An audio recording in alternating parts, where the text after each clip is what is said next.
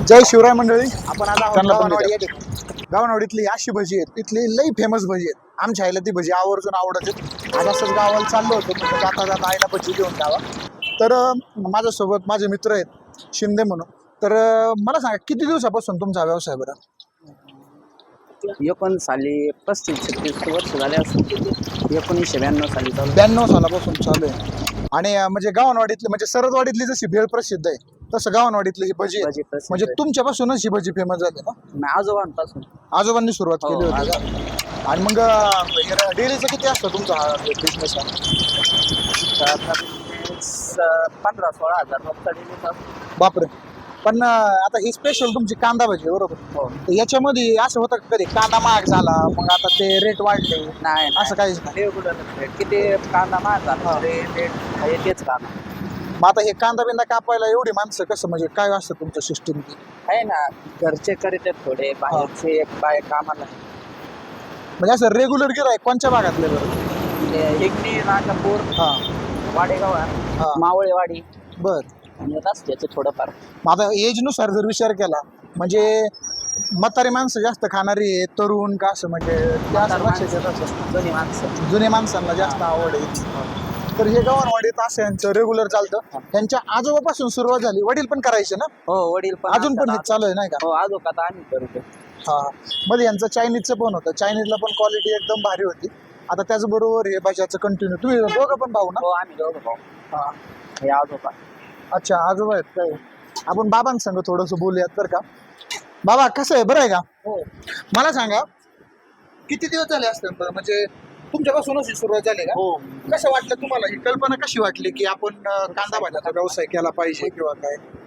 म्हणजे व्यवसाय कसा आहे, मी पहिली नोकरी करायची हा रशीच्या तिथं. हा. रशीची जिथं कामाला मी 15-20 वर्ष, बापरे. 8 वर्षापासून काम केलं.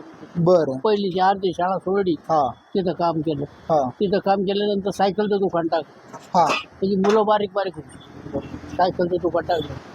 तर तिथून वर 15 वर्ष सायकलचं दुकान केलं. हम्म. मग आमच्या थोरल्या मुलाची 10वी झाली. हा. 10वी, बारक्याची 7वी. बर. 7वीला मग 1989-88 अशा दरम्यान मी हॉटेल चालू केलं.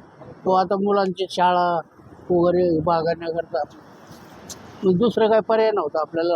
हा. शेती नाही, काय नाही काय. आणि म्हणजे पहिल्यांदा जी सुरुवात केली त्यावेळेला असेच भजी होते का, गोल भजी नाही काढले? नाही, गोल नाही, कांदा भजी. म्हणजे हीच खेकडा भजी जी चालू केली तर ती अजूनपर्यंत अजूनपर्यंत. तेच, त्यात बदल नाही केला काहीच? सिक्रेट सांगू शकता का? नाही सांगू शकत. तुमचं जे भज्याचं सिक्रेट आहे बाबा, कस काय तुमची भजी एवढी म्हणजे अशी कुरकुरीत लागत आहेत, कुरकुरीत तेलकट पण नसतात, आणि लोक आवर्जून येतात फिरून? त्याची मळण्याची आठवते आहे.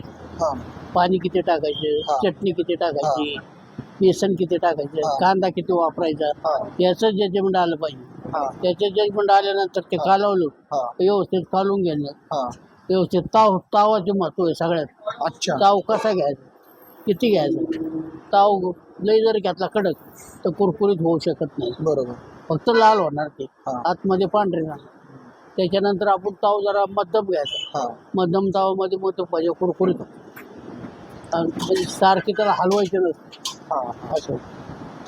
म्हणजे मी जसं पाहतोय ना, म्हणजे मला असं वाटतंय, मी 7वी पासून म्हणजे गावनवाडीत येता जाता मी भजी खाल्लेले आहेत.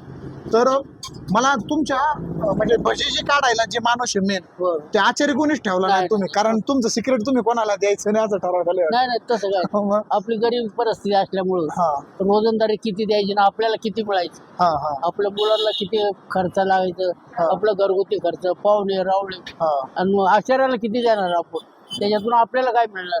म्हणजे त्याचे हातोटी काढून हा. तेवढं गिरायकाला आपण सप्लाय करायचं. हा. तो 2 भजी जास्त गेले पाहिजे गिरायकाला, तर आपण मजूर ठेवला, मजुरा इन्कम काढून मग तेवढे भजी कमी जाणार गिरायकाला. याच्या असेल. मग आता तुम्ही कधी बंद केला, म्हणजे तुम्ही आता हा व्यवसाय चालू आहे पण तुम्ही याच्यात लक्ष 4 द्यायचं? वर्ष झाले प्यारले झालं मग 4 वर्ष. अच्छा, 4 वर्षापूर्वी तुम्ही हे केलं का? नंतर मग तुमच्या मुलांनी सांभाळा? मुलं पहिले करीत होती, हा. पण जास्तीत जास्त मी करायचो. अच्छा. तो मुलांना नको भट्टी जोड करा, हा हा त्याच्या मुलांना सगळं माहिती होतं, हा हा करायचं कसं काय सगळं माहिती, पण त्यांना नकोय तात्पर्य, स्वतः मीच करायचं. मग हे झाल्यामुळं मग मुलं करायला लागली. बरोबर. आणि याच्यामध्ये जे गिरायक आहे तुमचं रेग्युलर, तुमच्या वयाचं तुमचे जुने मित्रमंडळी येतात का? हो असे आवर्जून 2-3 मित्रांची काही नावं सांगतात का? हा, सांगू शकतो. सांगा ना. आमचे हे प्रकाश शेट्टी आहेत, आमचे प्रकाश शेट्टी दाढीवर. अच्छा, ते पण इथं भजी खायला हो. येतात? अरे वा. ते अजून पोखरणा ते हे काचाची कंपनी आणि हो, शाळेवाले. हो. बर. पोखरणा आहेत. हा अजून तुम्हाला सांगतो भौरी नेहमीचे शेट हा हा हा. नेहमी शेट नेहमीचे बरोबर. ते येतात. अजून बोरा येतात. हा, बापना शेट येतात. चंद्रकांत शेट बापना. ते पण येतात. हो. हा. अजून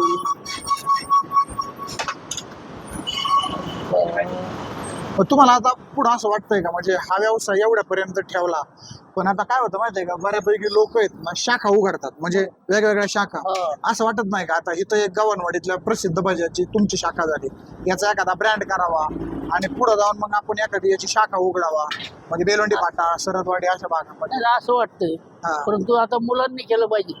हा, मग ते मुलांना तुम्ही पण ते हा. थोडस त्यांच्या बी लक्षात आणून दिलं पाहिजे. तर हे होते गव्हाणवाडीतले प्रसिद्ध भजी, आमच्या आईचे आवडते स्पेशल भजी. आमच्या आईचेच म्हणण्यापेक्षा बऱ्याच जणांना ते आवडणारे आहेत. तर याच्याच बरोबर आतमध्ये तुम्ही पाहू शकता कायमच ह्या हॉटेलला गर्दी राहते. हॉटेलचं नाव आहे शिवाई शिंदे मामांचे फेमस भजे. शिंदे मामांचे तुम्ही इंदापूरची आईस्क्रीम खाताय बऱ्याच ठिकाणी, तसंच हे शिवाई शिंदे मामांचे इथं फेमस भजे मिळतात.